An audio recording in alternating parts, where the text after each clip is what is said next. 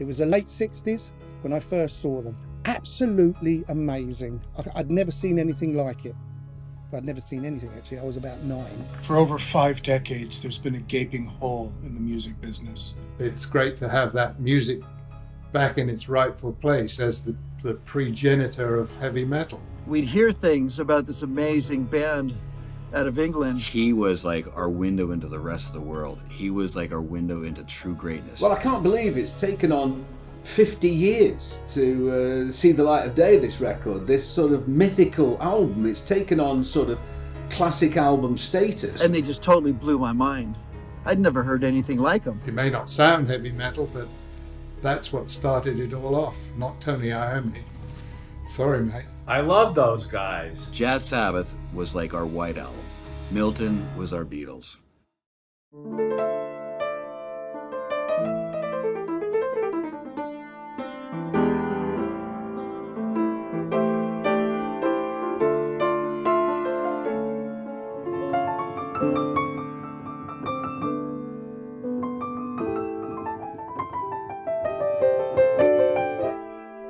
On Friday the 13th, February 1970, a band released their debut album, which was to become one of the most influential albums of all time, encapsulating and inventing a sound that people now know and call heavy metal.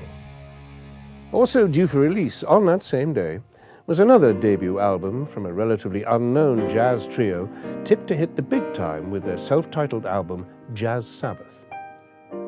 Tragically, on Thursday, the 12th of February 1970, pianist, composer, and founding member Milton Keynes was hospitalized after a massive heart attack. And with the fate of his health looking uncertain, the record label pulled the release with immediate effect. Later that year, a fire gutted the record company offices and the master recording tapes were assumed to have perished in that same fire. In early 2019, the tapes previously thought to be destroyed resurfaced and found their way back to their rightful owner. Reunited with the lost tapes nearly 50 years later, Milton is on a mission to right the wrongs of yesteryear with the re-release of his ill-fated album that he still believes is his rite of passage into the pages of music history. Some might find the truth hard to believe, but through the eyes and perhaps delusional mind of Milton Keynes, the heavy metal band, worshipped by millions around the world, are in fact nothing more than musical charlatans, thieving the music from a bedridden, hospitalized genius. The similarities, he claims, are unmistakable. I was invited to meet Milton in a West London studio where the remixing was taking place, and I was keen to find out more about this underground legend. One Direction. I don't know who this is. Milton, thanks for inviting me here. Yeah, no problem, man.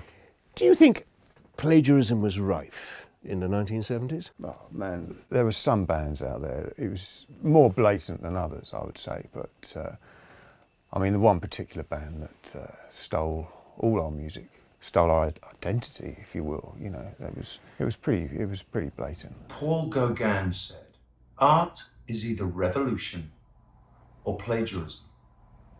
How true those words are. Well, in case you don't know, I was in Black Sabbath. I mean, that one song, Rat Salad, you can't tell me that wasn't a complete rip-off. And I think one of the things that was so upsetting is the band was so similar to us. Well, I mean, they had a singer and a guitar player, which we didn't have either of those. But you were quite well known in the late 60s on the live circuit. Where did you used to play? Yeah, I mean, we would play everywhere, really. As many places as we could. We used to do down in London, obviously, the 100 Club, the 606, Ronnie's, of course, Ronnie Scott's, and a few of the more, you know, obscure places. Do the Pig and Two Flutes in Willesden. Lizzie McGuire's Plastic Hedge Monkey Club. To be honest, we only did that once. It wasn't very good. We used to play the club in the back room of a florist. That was a good club there called Heavy Petal, where Matt Glover from Blueprint Management first saw us. I don't remember managing them. The youngest of two brothers to parents George and Mildred, he showed a keen interest in music from an early age. I wanted to find out more about his relationship with his parents and brother to try and understand what drives him musically and emotionally. You have an elder brother, is that right? That's right, yeah, I do. David, yeah. Was David musical? No. He was a bit of a loser, really, a bit of a waster. He kind of bummed around from job to job. He was a pilot for a while for British Airways. He was captain, really. Did that for 4 or 5 years. Then he retrained as a neurosurgeon and went to work at Great Ormond Street Hospital in London, looking after the kids there. You say it wasn't challenging enough, so he moved out to Swaziland and looked after orphans, donated his salary to UNICEF. And I like to think we're quite similar in a way. We do a lot of work for charity, and I get all my clothes and stuff from Oxfam, which I think counts for something. I never liked his music. It was just noise. He was a really annoying child, and even worse when he got older. Now, David was a great pianist. Well, that song I remember very clearly, staring out the window of my house, and I could see Derek walk past. And Derek was the local odd job man. He used to do the washing and ironing and stuff for the wealthier people of the neighbourhood who were, basically too lazy to do it themselves. And he had an armful of clean washing and ironing and walking up my neighbour's driveway. And I came up with these chords.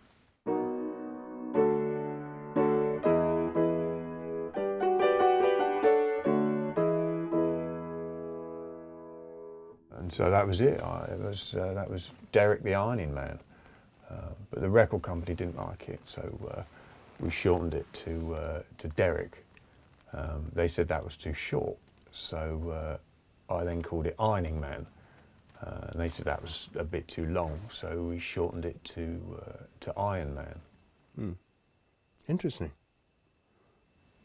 Yeah. I don't think music would be what it is today without Jazz Sabbath. One of my friends had a friend who had a friend who had a friend who had a friend in London, and he would go to every gig that Milton played, and he would secretly record it. He'd send us the tapes.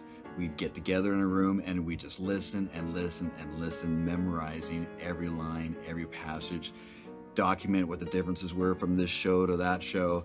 I mean, we literally memorize it, because even the mistakes that he made were far better than any of us ever could have hoped to have dreamed for. We tried to sign them, but they just weren't interested. So we signed Black Sabbath instead. Was it the theft of your music, or the fact that they went on to become one of the most successful bands of all time, that upset you most? I mean, I think a tip of the hat to your jazz roots is all it would really take. You know, they didn't acknowledge us. They didn't accept any responsibility for stealing our songs. And I think, you know, it's not about the money. Well, obviously it is about the money as well. It's about the music and the money, because we're all skint. So I heard rumours that there was an album, but nobody knew for sure.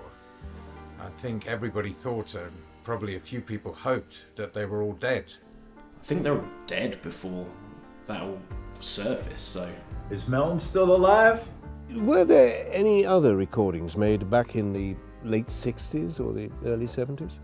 Well, yeah, we were recording a second album at the same time down at Morgan Studios in London. We wanted to try and make it a bit different, so we actually called up some famous people. I've always been into jazz, and when I was younger, Jazz Sabbath were one of the first bands I ever saw. My grandparents said it was the best live band they've ever seen. When I was younger, I would hear all these bootleg recordings of Milton playing in the London jazz clubs. It really got me into jazz, mainly because I thought, I can do better than this shit. The only one that said yes was Rick Wakeman from the band The Strawbs. He was quite cheap as well, which was handy. He only wanted 4 cans of Stella and a box of Havana cigars. And it was good to get someone that had like a name in the jazz world. I never really got into jazz, as I always preferred music that had a melody. I mean, granted, it wasn't a very good name in the jazz world, but it was a name, and so we went with it. I don't actually remember doing that session. I tried to put on some catering. I wanted to make him as comfortable as possible when he came in, so I prepared some salads for him, a garden salad, Caesar salad, and a Waldorf salad, if I remember. And what I didn't realise is that he wasn't a vegetarian. I assumed he was. He was so painfully thin, I just assumed he was a vegetarian. And he came into the studio, he grabbed the Stellas, he drank the Stellas, looked at the food, and he said, well, where's the rest of the food? And I said, Rick, this is all the salad. And he looked at it and looked at me and said, salad?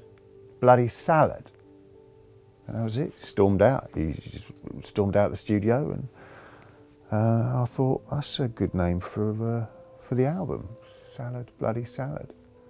That's what we were going to call it, but unfortunately his label at the time, A&M Records, they threatened to sue me if we released it, or indeed spoke of him ever coming into the studio. So that was that. They were so loud. You know, I mean, we were loud. We had three kinds of loud. We had super loud, mega loud, and a hospital loud. But they were just on a different level. You know, without Milton Keynes, there might not be a piano. I thought he died. I hadn't heard a thing from him not since the 60s.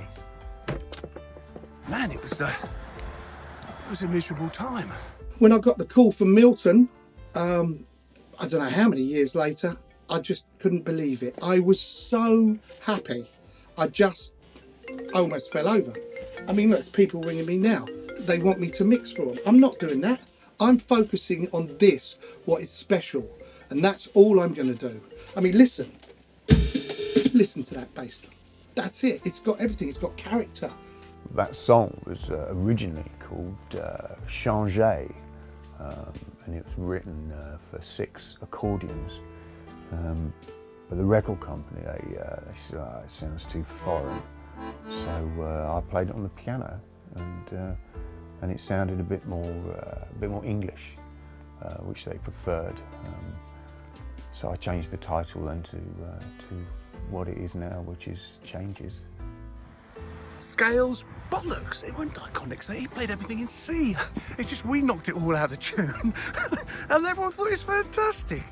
Well, in case you don't know, I was in Black Sabbath for a couple of periods, the late 80s, mid 90s, and... I mean, when I lost my wife, everything changed for me. My whole world collapsed. Music, life itself changed. When did your wife pass away? Oh no, she's not dead. No, she buggered off with a Pilates instructor. One of the friends of a friend would send us like this British magazine, maybe it was New Music Express or something like that.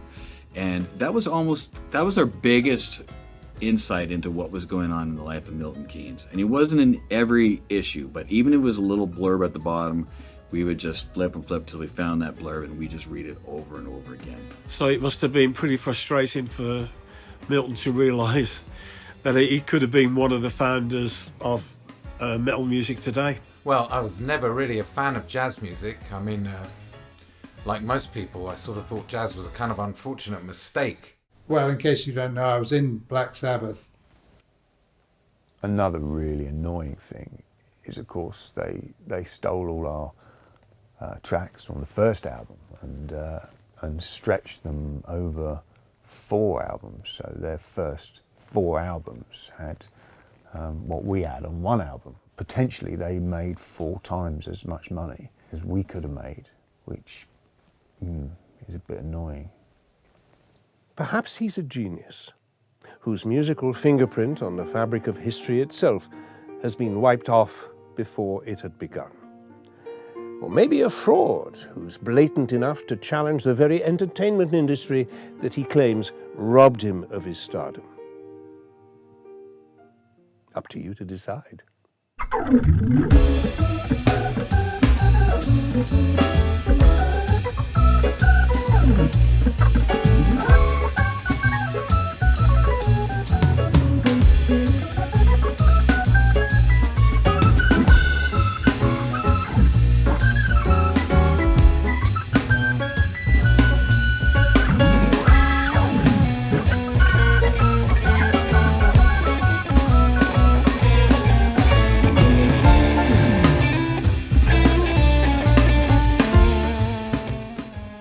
don't look terribly heavy metal, I'm afraid. No, that's fine.